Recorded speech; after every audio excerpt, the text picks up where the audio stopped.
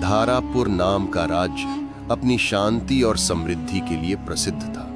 वहां के राजा अभिमंत्री सिंह अपनी सत्य प्रियता और न्याय के लिए जाने जाते थे। उनकी रानी मेघलता रूप, गुण और करुणा की प्रतिमूर्ति थी। राजा रानी का एक ही बेटा था, राजकुमार आरुष, जो अपने माता पिता की आंखों का तारा था। सब कुछ बहुत शांत और सुखी चल रहा था। एक दिन अचानक रानी मेघलता बीमार पड़ गई। पहले तो राजा को लगा आम बीमारी होगी, लेकिन रानी की हालत रोज बदतर होती गई। राजा ने दूर दूर के वैद्य, तांत्रिक, औषधकार सब बुलाए, पर किसी को रानी की बीमारी का कारण समझ नहीं आया।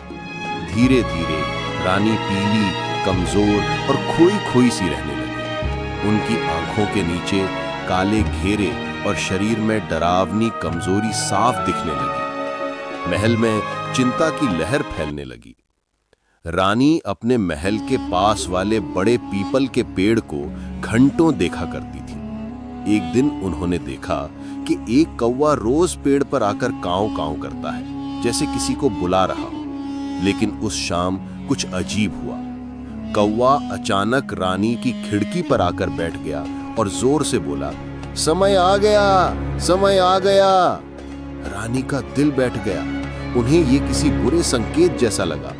कुछ दिन बाद रानी की हालत इतनी बिगड़ गई कि उन्हें लगा वे ज्यादा दिन नहीं जी पाएंगी। उन्होंने राजा को बुलाया और कांपती आवाज में कहा, राजन, मुझे शायद अपने कर्मों का फल मिल रहा है, लेकिन आपसे मुझे एक आखिरी वचन चाहिए। राजा हतप्रभव थे। रानी, ये कैसी बातें कर रही हो? मैं तुम्हें कुछ नहीं होने दूंगा।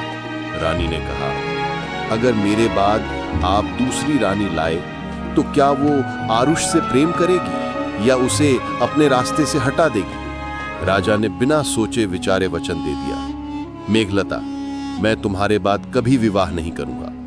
रानी मुस्कुराई और उसी रात उनका शांत अंत हो गया। रानी की मृत्यु के बाद राजा बिल्कुल टूट गए। राजसभा, प्रजा सब उनसे डरने लगे, क्योंकि राजा अब किसी से बात भी नहीं करते थे। पर असली रहस्य कुछ और था। हर रात महल में अजीब आवाजें, कदमों की आहट और रानी के कमरे में धुआं उठने लगा। लोग कहते, रानी मेघलता की आत्मा अभी भी महल में है। राजकुमार आरुष भी रातों में रोते रोते जाग जाता था। उसे लगता कोई उसके कमरे में बैठकर उसे निहार रहा है। राजा ने सबकी सुरक्षा के लिए प्रासाद में पहरे बढ़ा दिए। कुछ महीनों बाद राज्य में विद्रोह बढ़ने लगे। मंत्री और वजीर बोले, राजन, राज्य को रानी की जरूरत है, राजकुमार को भी।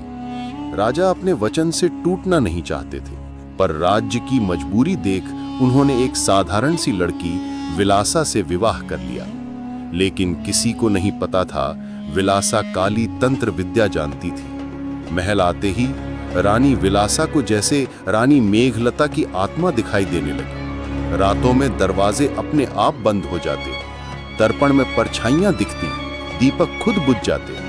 विलासा ने तांत्रिक बुलाए, मेघलता की आत्मा आरुष को साथ ले जाएगी, मुझे राजा का सारा राज्य लेने से रोक रही है। ये सुनकर राजा का दिल दहल गया। एक रात राजकुमार आरुष अचानक अपने कमरे से गायब हो गया। सिपाही पागलों की तरह ढूंढते रहे, पर आरुष का कहीं पता न चला। रानी विलासा ने राजा से कहा, यह सब मेघलता की आत्मा कर रही है। लेकिन उसी रात राजा ने विलासा के कमरे में एक भयानक दृश्य देखा। विलासा काले तिलक के सामने बैठकर कह रही थी, मेघलता, तुम जाओ या ना जाओ, राज्य अब मेरा है, आरुष को मैं खत्म कर दूंगी। राजा का खून खौल उठा। उन्हें सच्चाई समझ आ गई। जैसे ही राजा चिल्लाए, अचानक कमरा ठंडा पड़ गया, दीपक बुझ गए और कमरे में सुगंधित हवा चली। रानी मेघलता की शांत प्रकाशमयी आत्मा सामने प्रकट हुई। उन्होंने राजा से कहा, राजन, आपसे कोई वचन तोड़वाना नहीं चाहती थी, पर विलासा इंसान नहीं, एक तांत्रिकणी है। वह आरुष को मारकर राज्य हथियाना चाहती है। मेघलता ने विलासा पर दृष्टि डाली। वह तड़पने लगी, चीखने लगी और धुएं में बदलकर गायब हो गई। मेघलता बोली, आरुष जंगल में सुरक्षित है, मैंने उसे बचाकर अलग जगह पहुंचा दिया था। अगली सुबह आरुष वापस मिला। राजा ने घोषणा की, अब धारापुर पर किसी भी तांत्रिक, दुष्ट या अत्याचारी का कदम नहीं पड़ेगा। राजा ने मेघलता की याद में उनके नाम का विशाल मंदिर बनवाया और कहा, मेघलता, तुमने जाते जाते भी अपना घर बचाया। राज्य फिर समृद्ध हो गया और राजकुमार आरुष इतिहास में दयालु राजाओं की श्रेणी में दर्ज हुआ। दोस्तों, अगर आपको ये कहानी अच्छी लगी हो तो हमारे चैनल को सब्सक्राइब करके ऐसी और भी कहानी को देख सकेंगे जो हम आने वाले वीडियोस में लाएंगे। धन्यवाद।